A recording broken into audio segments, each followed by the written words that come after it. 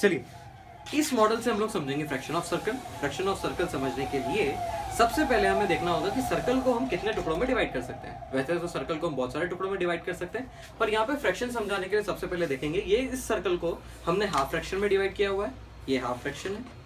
उसके बाद और आधा फ्रैक्शन मतलब 1/4 फ्रैक्शन में डिवाइड करा है, और उस बचे हुए हिस्से को भी हाफ हाफ करके कितने फ्रैक्शन हो गए 1 2 3 4 मतलब कितना हो गया 1/8 फ्रैक्शन में हमने इसको डिवाइड करा है। तो मतलब अगर इसी सर्कल को मुझे 8 फ्रैक्शंस में डिवाइड करना हो तो मैं ऐसे कर सकता हूँ, 4 फ्रैक्शन में डिवाइड करना है तो मैं ऐसे कर सकता हूँ, 2 फ्रैक्शन में डिवाइड करना है तो मैं ऐसे कर सकता हूँ।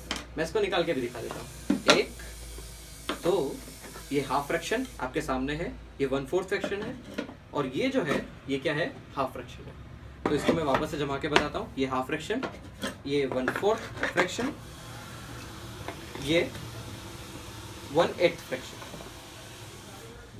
ठीक है, चलिए अभी इसी फ्रैक्शन के साथ कुछ नई चीज एरिया ऑफ सर्कल को समझते हैं। एरिया ऑफ सर्कल को समझने के लिए मेरे पास ऐसे बहुत सारे फ्रैक्शंस हैं जिसको जोड़ करके हम क्या बना सकते हैं, एक सर्कल बना सकते हैं, या मैंने एक सर्कल में से इन बहुत सारे फ्रैक्शंस को काटा है।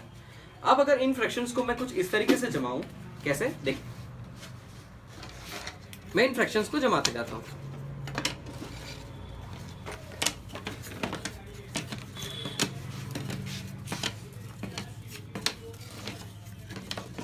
देखिए अगर मैं इन फ्रैक्शंस को जमा दूं तो जमाने के बाद ये एक रेक्टेंगल के शेप में आ जाएंगे। तो इससे सर्कल के एरिया को समझना थोड़ा सा इजी और क्लियरिफाई हो जाएगा। किसी रेक्टेंगल का एरिया क्या होता है, तो रेक्टेंगल का एरिया होता है बेस इंटू में लेंथ, या ऐसा मैं बोल सकता हूँ लेंथ इंटू में विड्थ।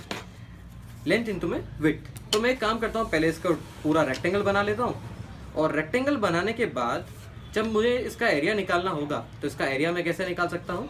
तो इसके एरिया को निकालने के लिए मैं यहाँ पे देख सकता हूँ मुझे क्या करना पड़ेगा, इसकी ब्रेड्थ को इसकी लेंथ के साथ क्या करना पड़ेगा, मल्टीप्लाई करना पड़ेगा। फिर से देख लीजिए, क्या इसकी ब्रेड्थ को इसकी लेंथ के साथ मल्टीप्लाई करना पड़ेगा। तो इस सर्कल का क्या निकाल सकता हूँ, मैं एरिया निकाल सकता हूँ। तो आप यहाँ पे क्लियरली देख सकते हैं इसकी जो ब्रेड्थ है वो ब्रेड्थ क्या है, इसकी रेडियस। ये क्या है, इसकी रेडियस।